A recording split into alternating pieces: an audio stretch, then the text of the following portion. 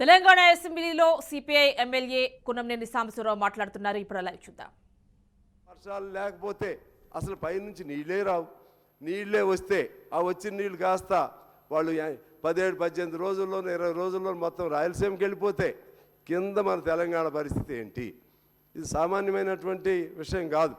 ఇది మహబూబ్ నగర్ కానీ, నల్గొండ కానీ, మా ఖమ్మం జిల్లా కానీ ఇవన్నీ కూడా పూర్తిగా ఎండిపోయేటువంటి పరిస్థితులు ఇవాళ ఉన్నాయి. తీవ్రమైనటువంటి ఇష్యూ. ఈ తీవ్రమైనటువంటి ఈ విషయంలో మనం ఇప్పుడు ఘర్షణలు పెట్టుకోవటం వల్ల తప్పుడు సంకేతాలు పోతాయి. మనం కర్ణాటక చూసాం, మద్రాసు చూసాం. వాళ్ళు ఎప్పుడు కూడా నీటి విషయం వచ్చినప్పుడు పార్టీలకు అతీతంగా అందరూ ఒక తాటి మీద నిలబడేవాళ్ళు. ఇవాళ అన్నదమ్ములైనా సరే పక్కన ఉన్నటువంటి నీళ్ళ దగ్గర తగులు పడుతున్నారు. కానీ మనం తగులు పడమని నేనేం చెప్పను. కానీ మన నినాదమే నీళ్లు నియామకాలు నిధులైనప్పుడు, ఈ నీళ్లు అన్యాయంగా జరుగుతున్నప్పుడు మనం ఖచ్చితంగా ఐక్యంగా ఉండి ఒక పోరాటం తీసుకెళ్ళాలి. ఇప్పుడు మీ తప్ప మా తప్ప చర్చలు అయిపోయినాయి. ఇక ఎంతటితో వదిలేసి ఇక బయటికి వెళ్ళేటప్పుడు అందరూ ఒక్క తీర్మానం మీద వెళ్ళాలి. ఇప్పుడు కర్ణాటక మీద కూడా మళ్ళీ అది ఒక తీర్మానం చేస్తే మంచిది.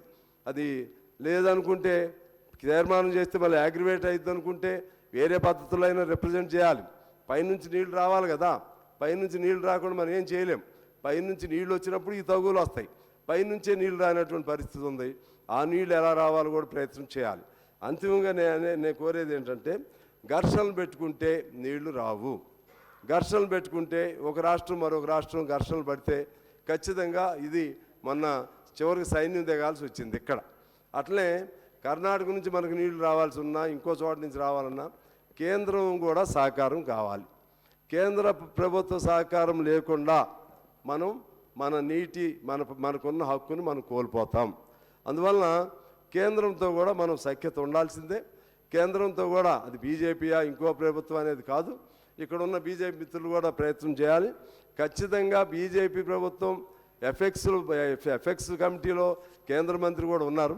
వాళ్ళకి ఈ సమస్యను పరిష్కారం చేయాలనేటువంటి ఒక మంచి ఆలోచన ఉండాలి. ఉంటే ఈ పాటికి సమస్య పరిష్కారం అయ్యేది. ఒకవేళ వాళ్ళ నుంచి చొరవన్నా మన దగ్గర లేకుండా చెడగొట్టుకుంటే మనం ఏం చేయలేం.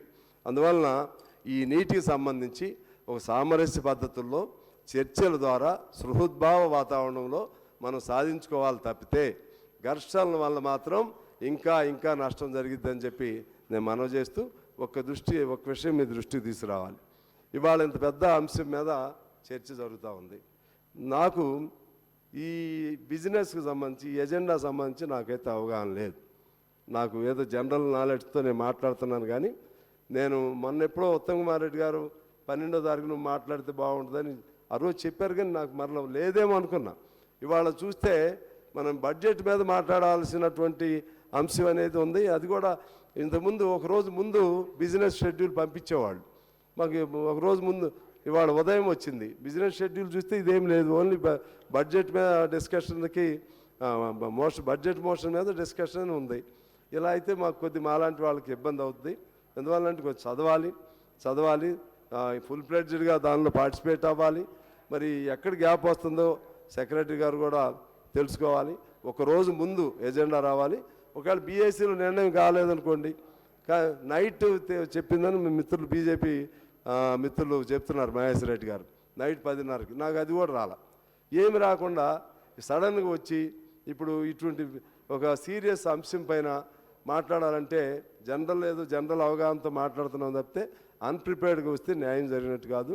ఇటువంటి లోపాలు జరగకుండా చూడాలని కోరుతూ అంతిమంగా ఈ రిజల్యూషన్కి నేను మనస్ఫూర్తిగా మా పార్టీ తరఫు నుంచి మద్దతు తెలియజేస్తూ భవిష్యత్తులో కూడా ఇంకా ఇతర అంశాలు